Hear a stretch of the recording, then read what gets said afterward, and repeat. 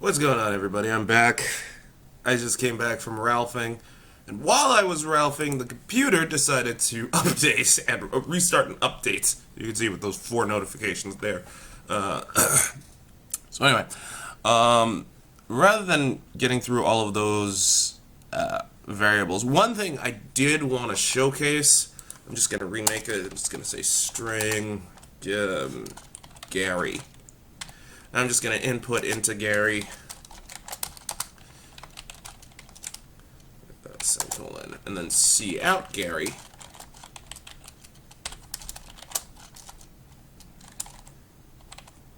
Yes, \n here. I want to showcase this. This is something very important. I am done Ralphing. Submit.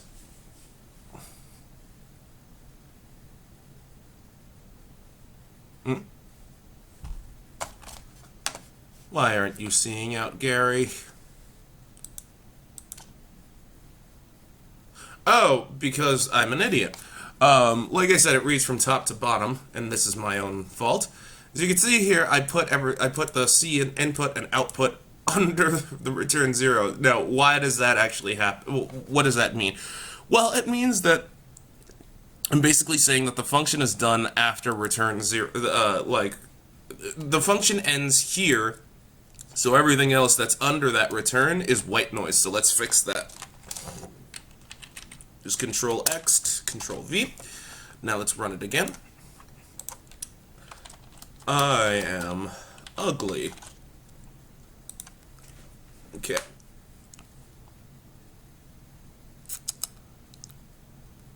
What? It just says I. It didn't take the entire sentence. The reason being is because it only takes... It's weird. Spaces are characters as well, but they're not at the same time. So when you're typing out a full sentence separated by spaces, after the first word, it doesn't care about everything else. So whatever sentence you might actually like plop out, type out, it doesn't. Strings don't care after that space. Strings don't care after that space. So be wary of that. Are there ways around it? Yeah, you can use the underscore key like this, but it's So anyway, insert. Now let's talk about functions. Now we are going to input into a function. I'm just going to get rid of this string and get rid of that. Now we're going to input into. How do we define? We're going to input into a function. That will add 2 variables together to get a new one, and that return value, and we're going to have a return value, and on top of that, we are going to do both types of function definitions. What does that mean? There are 2 ways you can define a function. One is above main, and the other is under main. And how it works is it's kind of different. So right now, we're going to start with defining a function above main.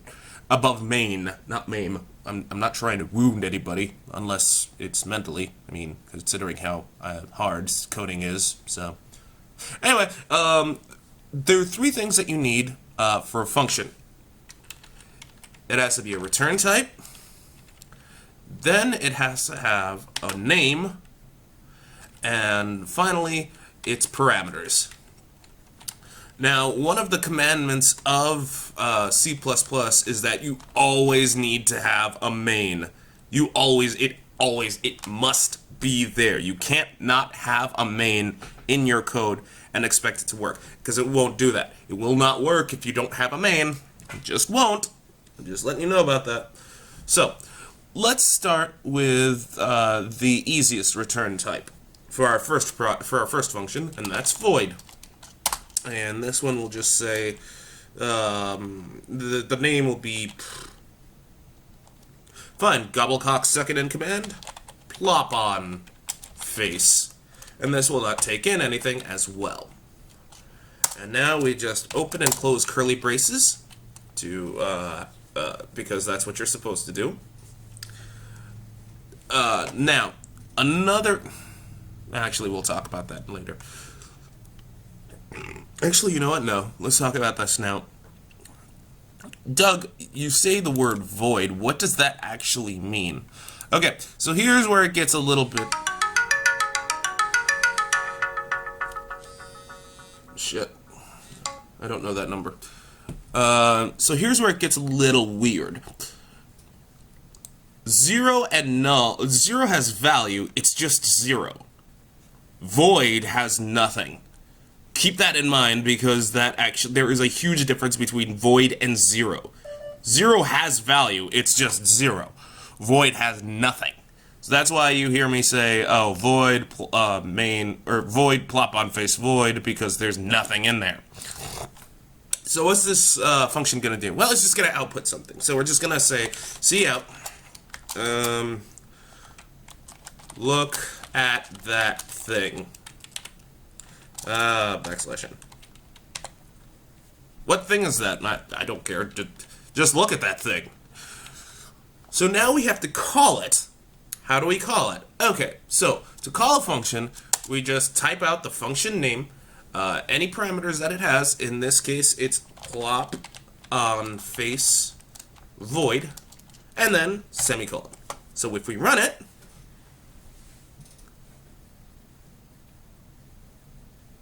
any day now. I know it takes 5 years, but come on.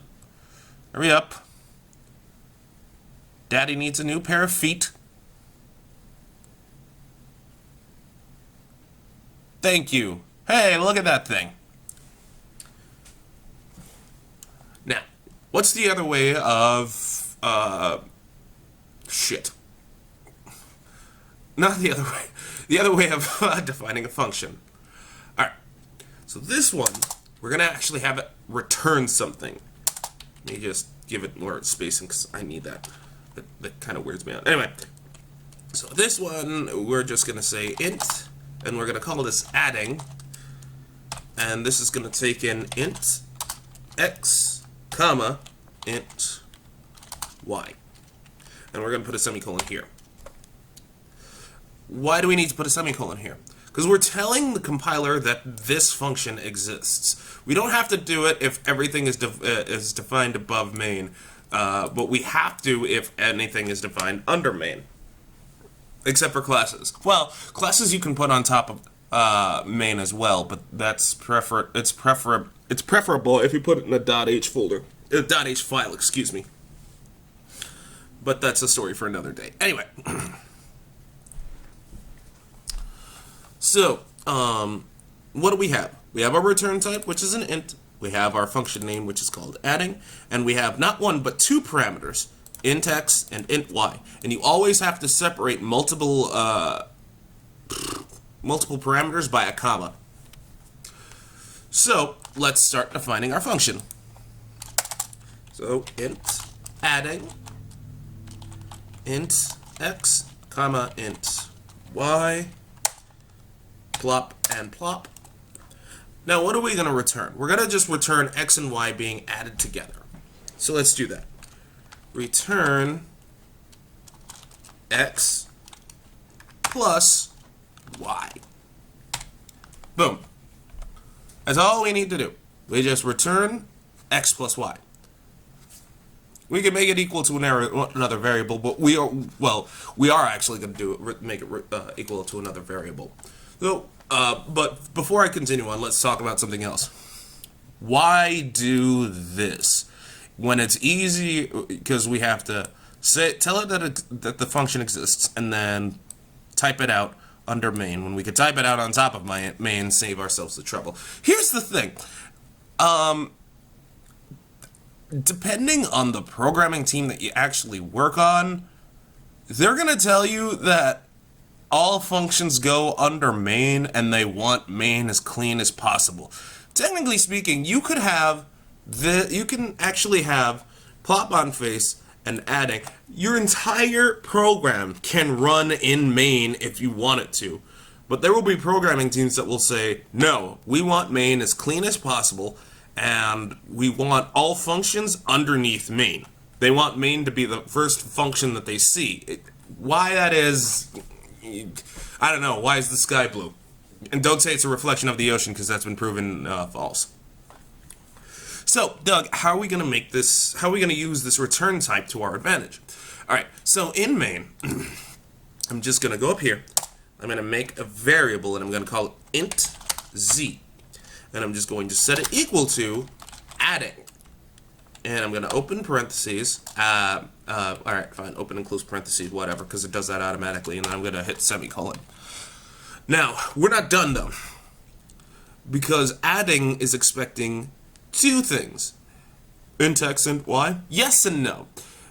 Yes, by the way, yes, by way of it's expecting two integers. No, because it's not expecting int x, int y. It needs two integers.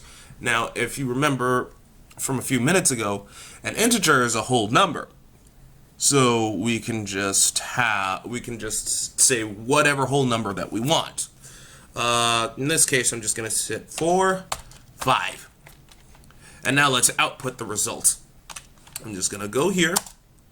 I'm going to C out. I'm going to say Z. And then I'm just going to do this.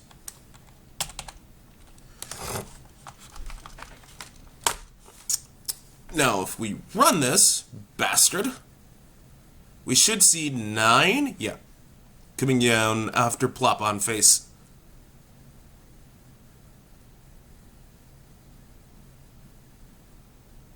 Oh, yay, look at that. We have 9. So, Doug, do we have to just... Can we have function calls in a function? Yes, we can. In fact, let's demonstrate. Control X, backspace, in here, Control V, run it.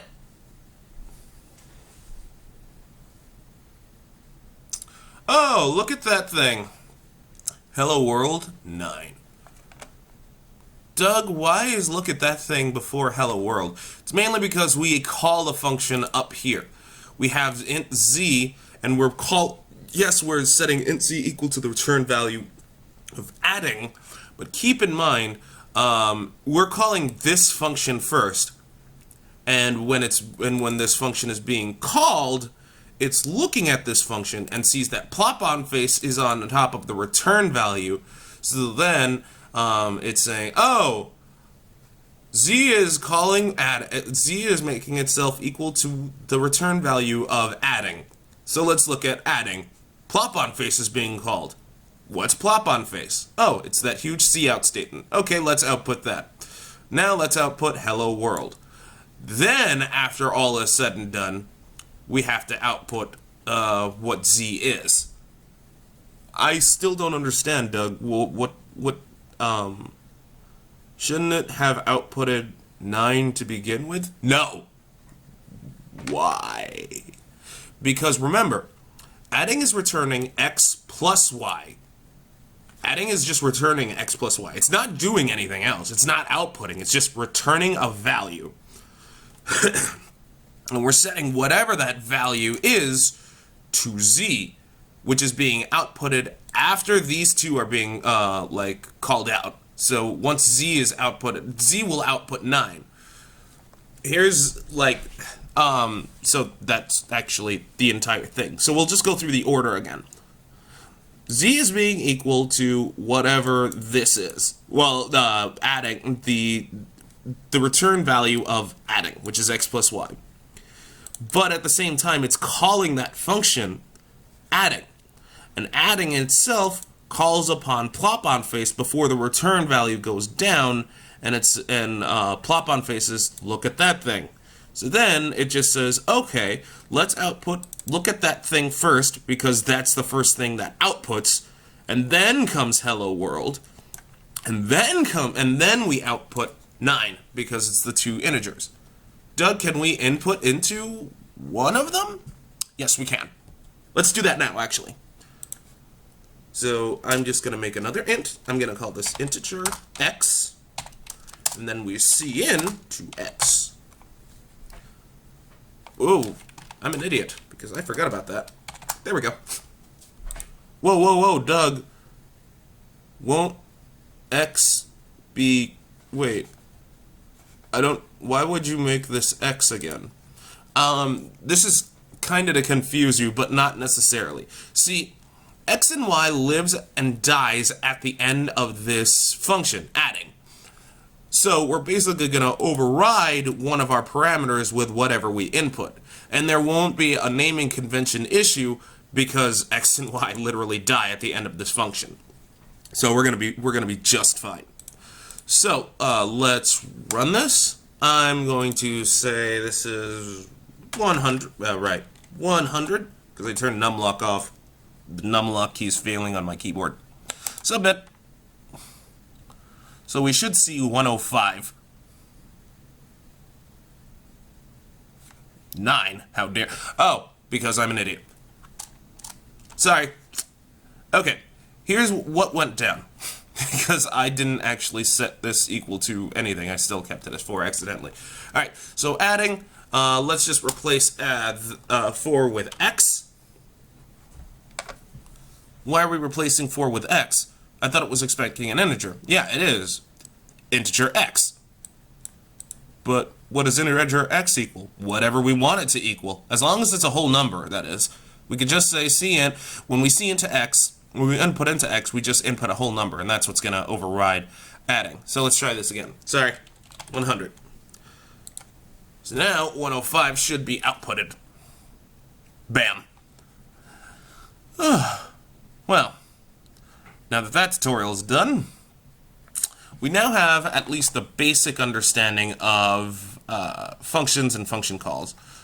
If you want to do, are there other math functions? I mean, yeah, there's x minus, x divided, x multiplied. I mean, it's really up to you as to what you want to do with those other types. And we will delve into more advanced versions of functions and function calls, etc. Later on. Right now, I just wanted to give you guys the nice little basic area of functions and shit. Anyway, until next time, coders, I will see you after I come out of the, well, not after I come out of the bathroom. I'm gonna make something to eat.